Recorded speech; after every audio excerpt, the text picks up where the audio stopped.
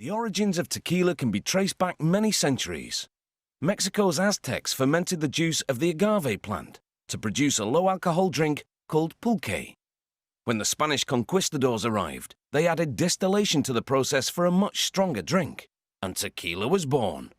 Pass the salt and lime. Tequila is to Mexico as champagne is to France. Tequila is only made in this part of the world, and Mexico has claimed exclusive rights to the word tequila. For centuries, workers called jimadores have grown and harvested the agave plant for tequila. It takes 7 years on average for a species called Weber blue agave to mature. Even today, it's harvested entirely by hand, using a razor-sharp hoe-like tool. The jimadores chop away the greenery until all that's left is a huge core called the pina. Filing the round blade frequently keeps it sharp, allowing them to remove most of the bitter-tasting leaves from the pina. The tequila distilled from this crop will be a premium grade, made from 100% agave juice. The jimadores routinely remove a small piece and measure the starch content of the crop. Only if it's deemed to be sufficient is the agave pina sent to the distillery. Workers wield special hatchets to carve the huge pinas into quarters to make them more manageable for baking. They transfer the chopped pina to a brick oven, where it's steam-baked for 79 hours. This thorough cooking converts the agave starch to sugar. In the process, the flesh softens and the color turns from white to reddish brown. The baked agave pina now spills onto a shredder that rotates to tear the fruit into long, thin fibers. These fibers exit onto a conveyor. The shredded pina lands in a pit, where a worker forks it up and moves it into the path of a huge stone wheel called a tahona. Operated mechanically, the tahona wheel turns to crush the fibers and squeeze out the precious agave nectar. It takes 2 hours of crushing to extract all the juices.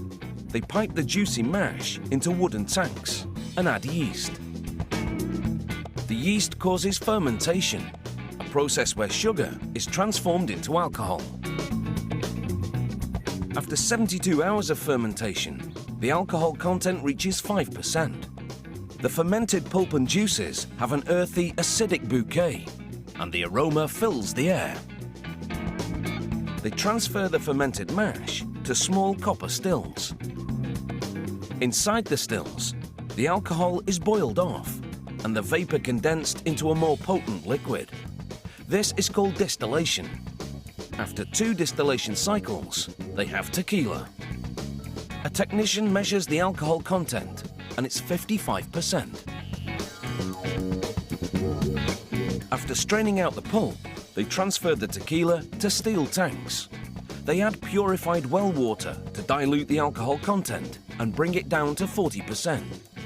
The tequila is now ready to drink, so it's over to the bottling line. With the bottles upside down on a revolving carousel, they spray the inside with tequila for a quick rinse. The grippers flip them right side up so they can be filled. This automated system maintains a precise filling level. An employee corks the bottles and then sends them down the line. The next worker presses adhesive-backed transparent labels onto them. The see-through labels showcase the clarity of this fresh, premium tequila. For a drink with a little more complexity, they age the tequila in oak casks for 2 months or more, depending on the grade. During aging, the tequila takes on a woody flavor and turns a warm shade of amber. The master distiller personally approves every batch. He checks the color, inhales the aroma, and puts his observations down on paper. He also takes a little sip. No longer just a rough swig for banditos, tequila has gone up market and is a key ingredient in many popular cocktails. The end result is still the same though. Cheers.